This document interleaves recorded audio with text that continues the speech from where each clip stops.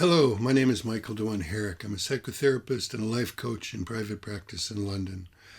Welcome to this 28th video in my series titled Questioning Woke Psychotherapy. In this video, I want to challenge the grandiosity and the hubris of the woke in proclaiming what they believe is true. Toward this end, I'll explore some very basic cognitive processes that allow any of us to know anything. This will help us examine what critical social justice theory claims to know, and by extension, the foundation of the woke agenda. We can wonder, how do they arrive at their conclusions? What is generally required to generate truth claims? I believe this is important to understand because it's one thing to simply disagree with an opinion, but it's more powerful to understand the process by which that opinion has been formed, including our own opinion. There's a vast philosophical literature that deals with these questions. There are also the prodigious findings of cognitive science. I want to be clear before I start that I'm not an expert in these fields. I won't be summarizing and citing authoritative opinions. I know they exist, but forgive my laziness and accept my humble claim that I'm applying the little bit that I do know and using common sense to make some general points. In the process, I'll be making my own truth claims, which I invite you to question and refute if you have reasons to think they are wrong or incomplete. For the sake of simplicity, I'll be focusing my exploration on just three fundamental cognitive processes that underlie the generation of truth claims: perspectives, perceptions, and interpretations. I'll describe each and suggest how they give rise to knowing things. But before talking about perspectives, perceptions, and interpretations, I want to say something about what precedes them. The first thing we must do in order to know anything is to select the object of our curiosity. This entails isolating that object from the field of everything that it isn't.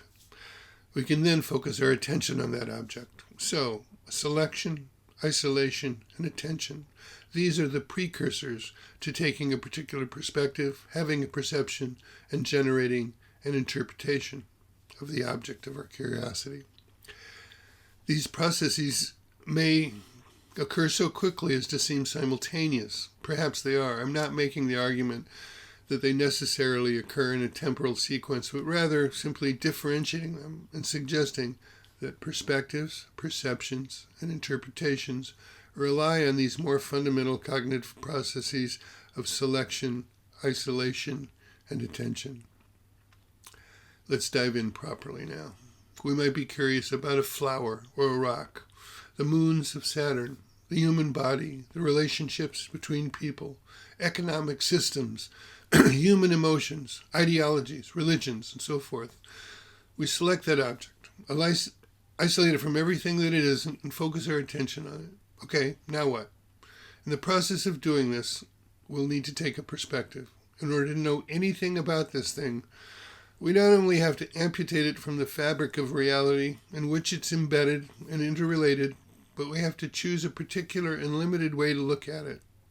From what angle, literally and figuratively, will we look? Whatever perspective we take, we'll inevitably discover that what we're looking at is composed of parts. Which parts will we look at, and which will we ignore?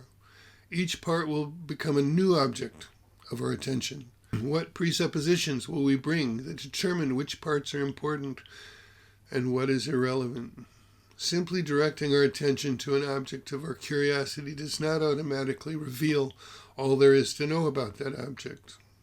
What is revealed depends on what perspective we take, which necessarily excludes other perspectives, at least for the moment, and from the point of view of the perspective we've chosen. Our perspective necessarily limits our perceptions. The fewer perspectives we take, the fewer perceptions and the less knowledge we will have about any object. But it's also true that without taking a perspective, we can know nothing about it. As I'll suggest, that's why it's important to be able to take multiple perspectives, which requires knowing about what other perspectives there are to take. If we want to study a flower or a rock, we focus on that object. In these two examples, we gather sensory information about the flower or the rock. We notice and study the constituent parts. A flower has its roots, a stem, leaves, and petals. Each of these parts also has parts, down to cells and molecules. Likewise, a rock is composed of different minerals, shapes, and molecular structures. While we may need to start by isolating an object from everything around it, ultimately, our knowledge of the object will be incomplete without an understanding of the context of its existence within the neighborhood of other things. The flower state will be determined to a certain extent by the richness of the soil, the availability of water, the temperature, the season, etc. A rock will be the product of the history of geological events that gave birth to it, which will only be understood by studying things that are not that particular rock. Of course, we're not just curious about physical objects. We also want to understand the invisible, subjective nature and state of conscious beings, people and animals alike. This also entails isolating a particular aspect of our curiosity. We can observe behavior and or enter a dialogical process with the other that can reveal more about their inner thoughts and states. We might be interested in the psychology of individuals, or more broadly, in social psychology. In either case, it will entail identifying the object of our curiosity, isolating it from everything that it isn't, studying it, and discerning its component parts, and how they interact to give rise to the whole object that's captured our curiosity. Then we can study how that differentiated whole is a product of and interacts within the context of all the things that it isn't. In anticipation of systems thinkers out there who may object to the use of the term object, I consider a system to be an object that is made of objects. Also, to be clear, by object I don't mean just physical objects. I mean whatever it is that we focus our attention on. Even when we isolate a particular thing like a flower or a stone or an emotion or an idea, we will always observe that it's composed of related parts. It forms a system. It's also part of a larger system of interacting things. In fact, the entire universe is the ultimate system in which all the things are embedded. Completely understanding a grain of sand, therefore, would require understanding its place in the history of the universe, the ultimate system and object of our curiosity, which, quite amazingly, also includes our very curiosity and inquiry itself. It turns out that for practical purposes, it's not necessary or economical to go that far, but that's the potential scope of what might be considered an object of our curiosity. In other words, everything, including our curiosity itself. So, perspectives are the angles from which we look, so to speak. What parts of the thing do we choose to look at? Do we account for the system it's a part of? Do we look at the system of parts that it's composed of? Do we look at the physical components alone?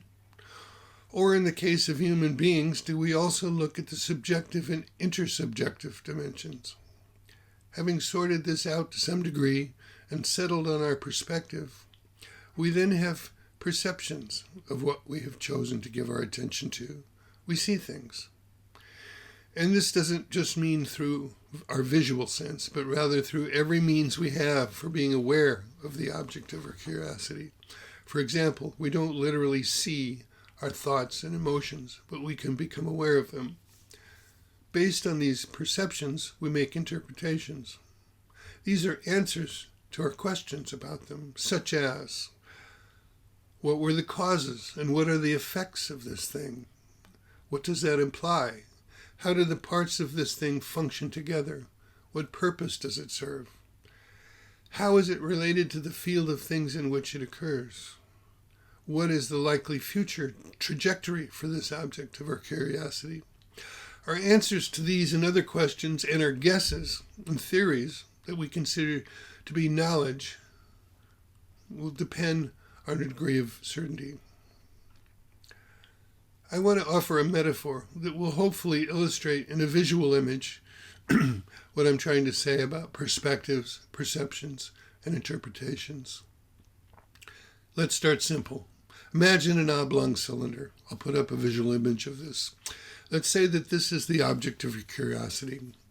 You cast the light of your awareness on it, and it casts a shadow on a wall. That's what you see, the shadow, not the whole cylinder. The shadow is your perception.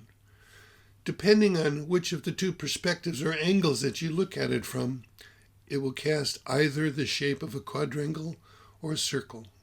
That is what you will perceive. How will you interpret this perception? What will you infer? Does the quadrangle suggest a three-dimensional block or a two-dimensional plane? Is the circle a sphere or a disk? Your answer will be your interpretation of the perception that was delivered by your perspective.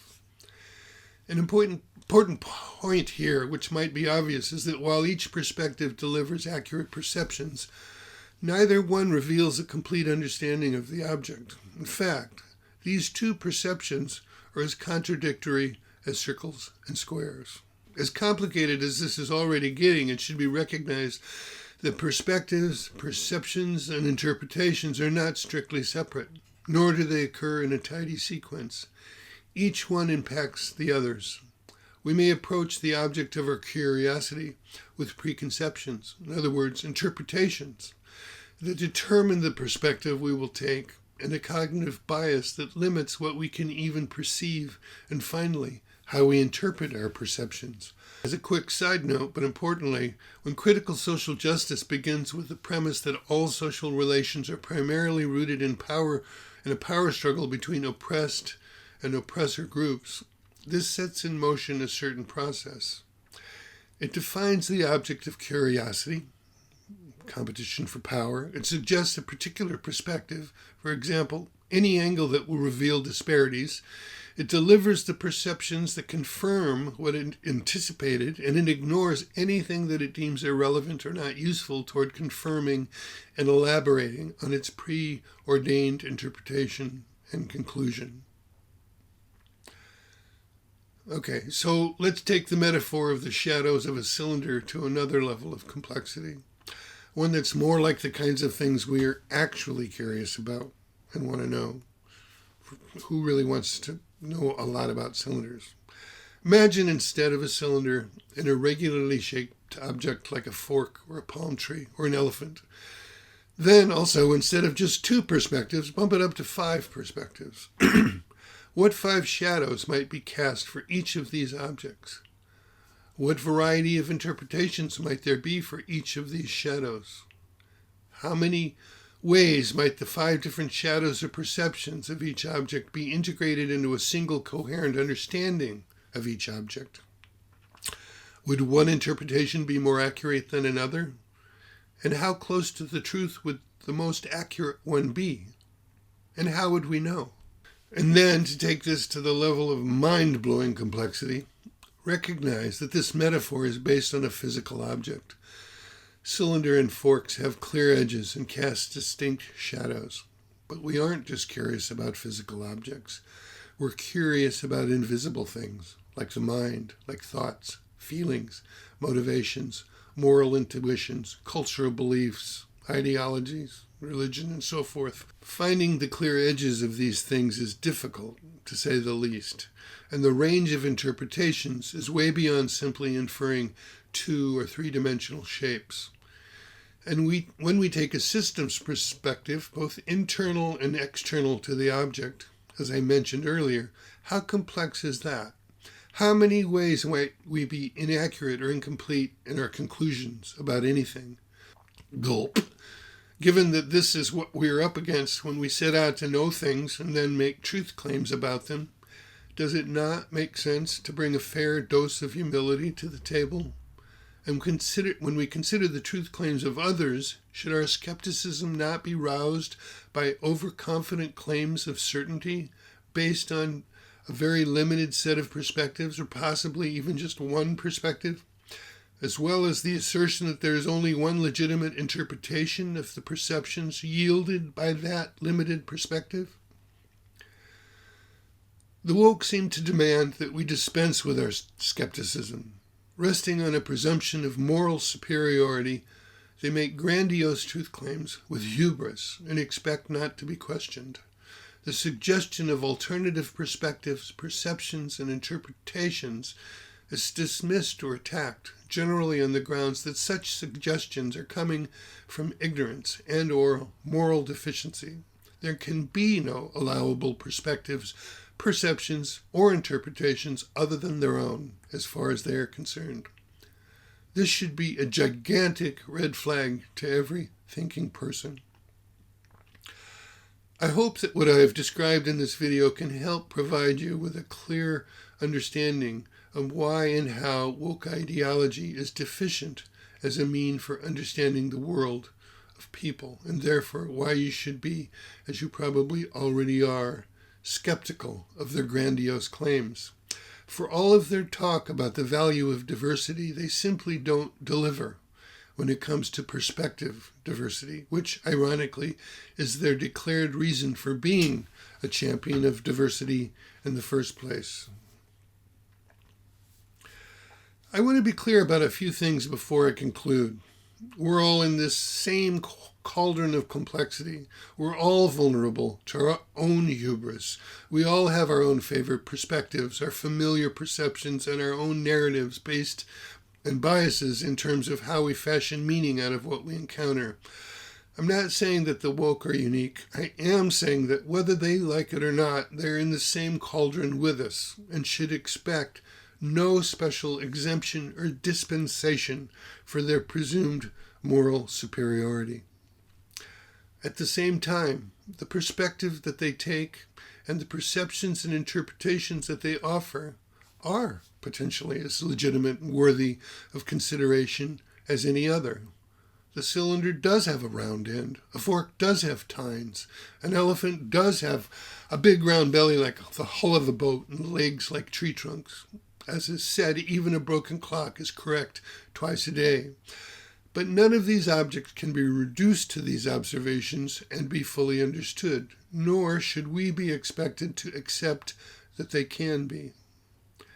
To extend this in both directions, when the woke challenge the hegemony of any dominant culture based on the understanding that its truths are constructed in a way similar to what I have described, to be fair, I believe we should reflect on that challenge. It might have merit. I would assert, however, that even if it does, this is not a license for it to insert its own one-dimensional truth in its place and not reciprocate the same openness to falsifiability. And finally, recognizing the apparent impossibility of absolute knowledge, we might be tempted to just give up on knowing anything. We might want to resign to being inescapably lost in a hall of mirrors. Maybe, but in fact, we don't have that choice. Our very brains are made to discover and orient ourselves to what is true and real and make decisions based on our best guesses. This, in the absence of being able to absolutely confirm the ultimate truth of what we have decided to believe. Every moment we are taking a perspective, having perceptions, interpreting our experiences, making decisions and taking actions. We can't choose not to, except to kill ourselves, which is a decision and an action in itself. While what I've said in this video has some resonance with a postmodern view, postmodernism by itself at its extreme turns out to be a cul-de-sac, cut off and disengaged from the actual demands of life. Along with critical theory, postmodernism provides a rationale for the woke deconstruction project. At first blush, particularly for the young person who hasn't yet established much shape to their life, it can suggest the exhilarating possibility of total freedom. Nothing is pinned down, and everything is possible. The life of Peter Pan in Neverland may seem desirable, but it comes at a cost of not growing up, not entering fully into the commitments and responsibilities that bring deeper meaning, intimacy, and wisdom into our lives. You can spout Foucault and Derrida in obtuse though poetic language and impress all of your friends, but in the next moment your life will be calling you. You can either engage with it or try to live in Neverland. Meanwhile, even if you choose to live in Neverland, you'll still talk to people as if words mean something and base even your most trivial decisions on some notion of what is true, no matter how ungrounded you may philosophically claim that truth to be. So what then are we to do? As simply as I can say it, we should remain curious, even about the things we think we already know. We should learn about and take multiple perspectives whenever pursuing knowledge. While we have to isolate the objects of our curiosity, we should realize that this necessity simultaneously limits our view of the thing we wish to know. We should understand that all things are composed of parts and surrounded by things that are not them. In other words, we should remember to take a systems perspective. We should accept that other people may have additional perspectives that we don't have and remain open to the possibility that these will contribute to a fuller understanding than we could arrive at alone. Finally, we should accept that all truth claims are provisional unless or until some new set of perspectives, perceptions, and interpretations provide a superior understanding. This implies something else that I think is important, which is the willingness to experience and admit uncertainty. Meanwhile, when regarding the truth claims of others, we should embrace our skepticism. Whenever someone makes a grand truth claim and seems to believe that they are exempt from these conditions for knowledge, whether they be woke or otherwise, we should be skeptical. And if my own claims in this video represent my own grandiosity and hubris, feel free to call me out on it. If so, provide further perspectives, perceptions, and interpretations that provide a better understanding of what it means to seek and know what is true. What have I missed? Maybe you have a way of thinking about these things that doesn't involve perspectives, perceptions, and interpretations. If these things turn out not to be important to the quest for knowledge, that would be an amazing surprise for me, and I'm open to being surprised. What no longer impresses me, however, is the cleverness of deconstruction without any contribution to a constructive possibility for knowledge. Well, that's it for now. As I'm trying to grow this channel, I'd very much appreciate it if you did one or more or all of the following. If you like it, give me a like. Subscribe to my channel, click the bell for notifications, leave me a comment, and share this video with a friend. Thanks. Until next time, take care of yourself and each other, and may you remain always curious. May you seek to know and humbly tell the truth as you see it, and may you not be taken in by those who make excessive claims about their own version of the truth. I hope you'll join me for my next video. Bye for now.